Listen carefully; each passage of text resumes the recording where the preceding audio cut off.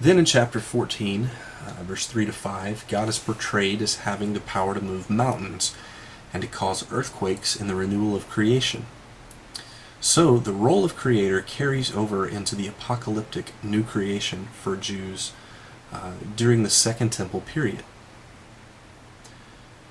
Additionally, the basis for judgment of the nations in Zechariah 1:14-15 and 8:2 is not some covenant with these people, the goyim, the Hebrew word for that, the foreign people, but it is the fact that God is the creator. In chapter 8, verse 12, and in 9:17, God promises that in the new creative order, things such as plants, ecosystems, those sorts of things, will function the way they were intended to, and that is to benefit humanity. I hope to work this out further in a paper this semester. I've been told I can do that, so I look forward to spending a few months researching this topic a little bit, actually a lot more deeply, and publishing a paper of some sort on this at some point in the future. I'm indebted to Terence Fredheim's book God and the World, God and World in the Old Testament, for this idea. Through reading his book a few years back, I kind of picked up on these motifs, and he's pointed out this is a topic he said needs some work, and so I hope to do maybe dissertation ideas on some sort of thing with God and creation in the Second Temple period, theology of creation, Second Temple period, or something to that effect, prophets. Now moving on, to discuss Parker County, the county I live in Texas. Recently, the Weatherford Telegram ran a story about suspected groundwater pollution caused by disposal wells in the county. Then MSNBC ran a story about fears of benzene in the air. Nearby, the same county, a town called Aledo has been dealing with the issue as well. That issue being pollution and benzene in the air. It seems that fears are mounting in Parker County over the effects of natural gas wells and disposal wells. Although natural gas and oil companies like Chesapeake, who's the main producer in this area, although they usually make sure that any environmental responsibilities are handled by service companies, such as XTO is one of the main ones around here. Worldwide, you've got Halliburton and Schlumberger. It seems that some problems may be occurring in our area.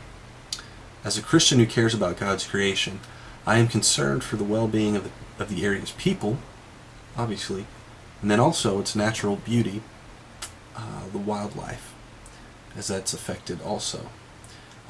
Personally, I feel that no matter what the cause is, there should be some sort of investigation into the groundwater pollution.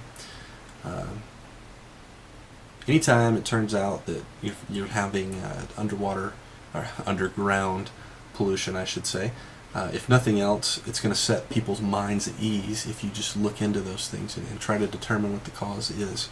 Even if it's inconclusive, at least we've tried. At least we've tried to do everything we can to prevent people from getting ill.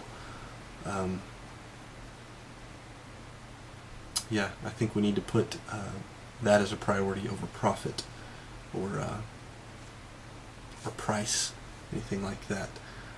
So if there is a connection between poor practices in disposal wells and groundwater pollution, then the problem can be corrected. Regarding the benzene issue, I think that EPA efforts to curb the pollutants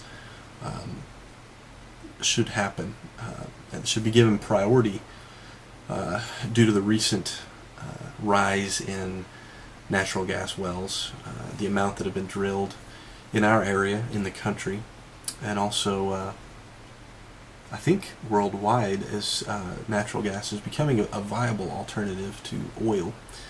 That the EPA needs to look at efforts to curb pollutants that are produced in drilling for natural gas. Probably need to do that, in my opinion, more than looking into CO2 as a poisonous gas.